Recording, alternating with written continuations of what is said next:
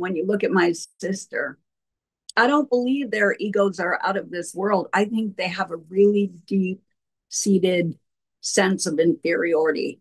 And I think they're compensating for it by being hateful, by bullying others. Girlfriend, I would hate to be within 50 million miles of you. Oh, yes. Of course, it's all Taylor Swift's fault, isn't it? Meghan Markle furious with the world's biggest pop star because she says her showgirl announcement has overshadowed the launch of series 2 of With Love Meghan. Oh well, I guess she can go to her new BFF and moan about it. Fellow Hollywood bully Chrissy Teigen. We've got all the news on this, then analysis from my good friend Samantha Markle, Meghan's estranged sister, coming up in just one moment. But first, I've got to take you through these scoops from the brilliant Rob Shooter, who, remember, broke news of the end of the Netflix deal in the first place. So, we kick off with Chrissy Teigen. Chrissy Teigen, by the way, who, other than Meghan Markle, has a reputation of being the biggest bully in Hollywood, the biggest social media troll in the entertainment industry.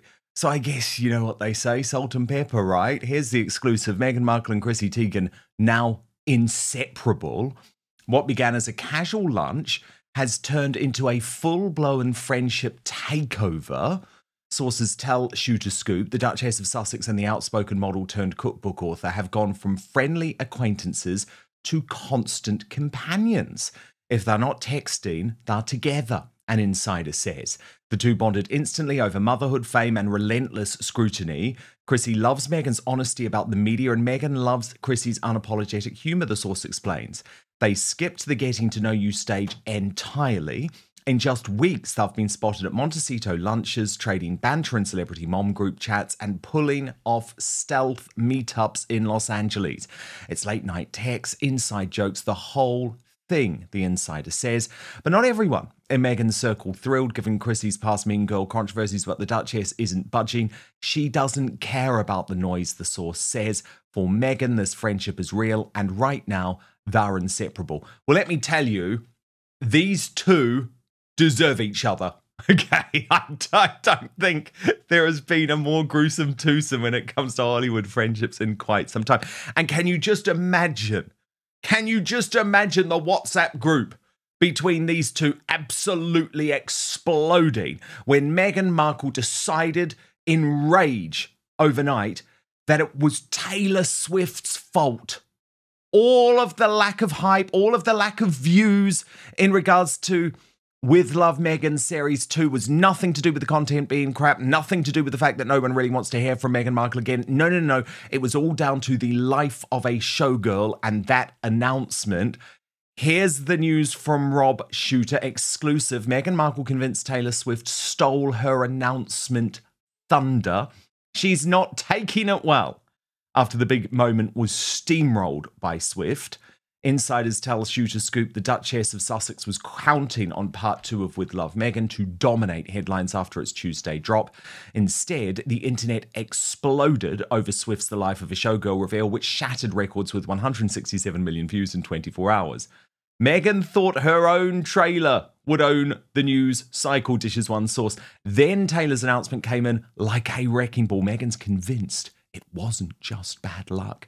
Adding to the sting, Netflix has quietly demoted the Sussex's $100 million deal to a far less prestigious first look arrangement, a downgrade that speaks volumes. The trailer itself, released with little fanfare, drew mooted interest, and Meghan even turned off Instagram comments. She saw this as her comeback moment, another insider says. Then Taylor took all the oxygen out of the room.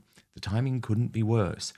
Palace chatter suggests Meghan's Hollywood special could go head-to-head with Catherine, the Princess of Wales, together at Christmas concert, setting the stage for another royal PR clash. She's trying to spin it as unfortunate timing, the source adds, but Meghan likes being the headline. This week, she wasn't. Okay, so we're going to come to Catherine, we're going to come to Chrissy Teigen in just one moment, but Samantha Markle, of course, it was all Taylor Swift's fault. Did you predict this? Yeah, I think what's really crazy about it, in my opinion, is that she thinks she's at the level where she could even compare herself to Taylor Swift. Uh, yeah, I think that's so ridiculous, but whatever. I mean, Taylor didn't take the oxygen out of the room. There was no oxygen in the room. Uh, That's the yeah, point. crazy. There's just no genuine interest in this woman anymore, is there? Whereas when you look at what Mm. Taylor Swift did on the New Heights podcast with her boyfriend, and I listened to it last night, and God Almighty, I was cringing. I was cringing, Sam. I mean, for folk who don't know, I go back years with Taylor Swift. She's never changed. She's never changed. I knew her when she was a very, very young teenager, and she always knows how to play the game to get maximum attention. But the difference is, Sam, people care about what she has to say. She has created such hype around her releases. There's a lot of clever marketing and strategy that's gone into it.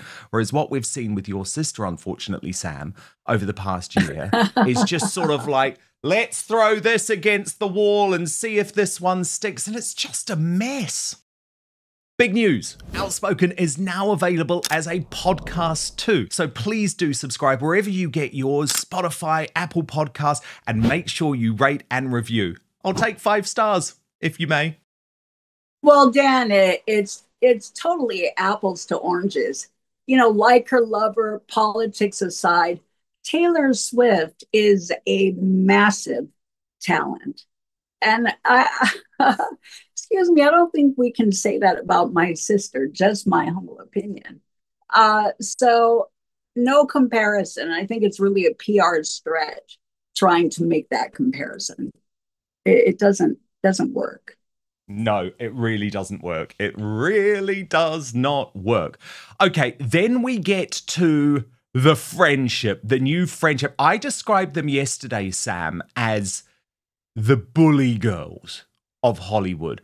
Is it any Yeah. surprise to you that your sister seems to feel like there's a real affinity with Chrissy Teigen, which goes completely against, by the way, Sam, Meghan's public position, although we've known this to be a crock of shit for so long, given the way that she encourages the Sussex squad to try and destroy you, to try and destroy me, to try and destroy many others, but that she's been so public with someone who was cancelled for Yeah. just appalling conduct online.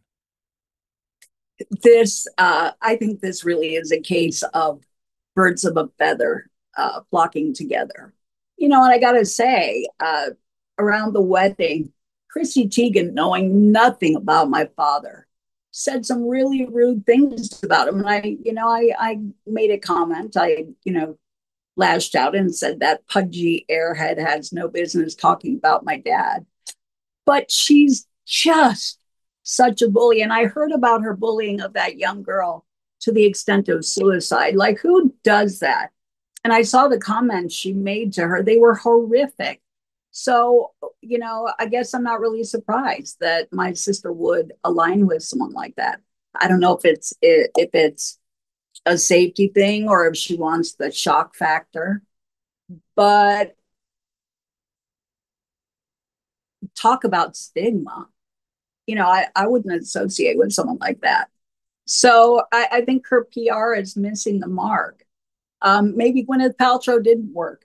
Maybe they couldn't hook her up with an A-lister who has a great socialite and profile who people love. Clearly they couldn't get Taylor Swift. So it's horrible, horrible.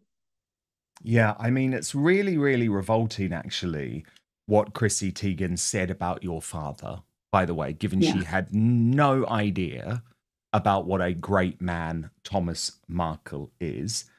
She shared screenshots of an article where he complained about being cut off from Meghan and commented, "This guy sucks.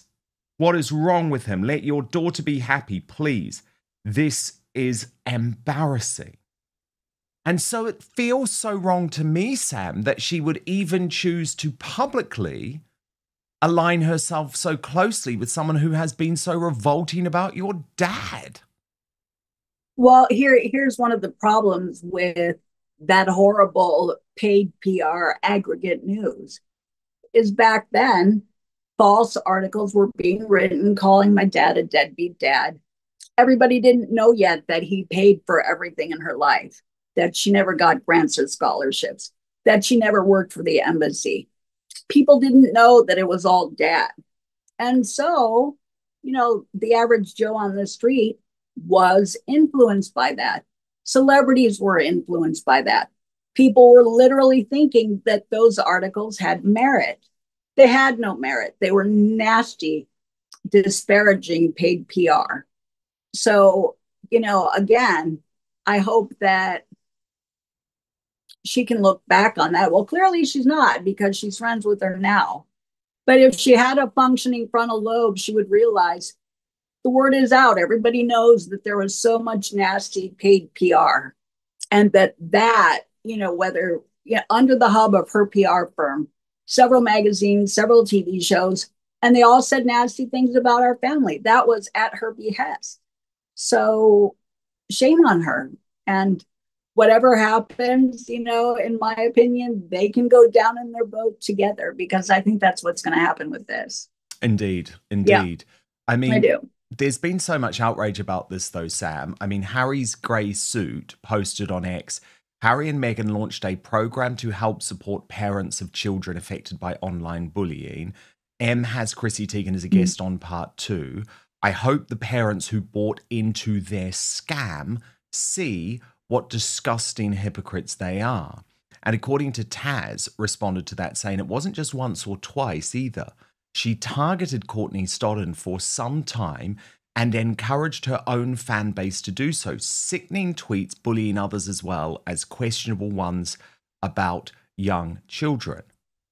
And Chernovich has actually dug out some of these posts, writing, Chrissy Teigen incited death threats against an underage girl, a clear terms of service violation and predatory behaviour overall.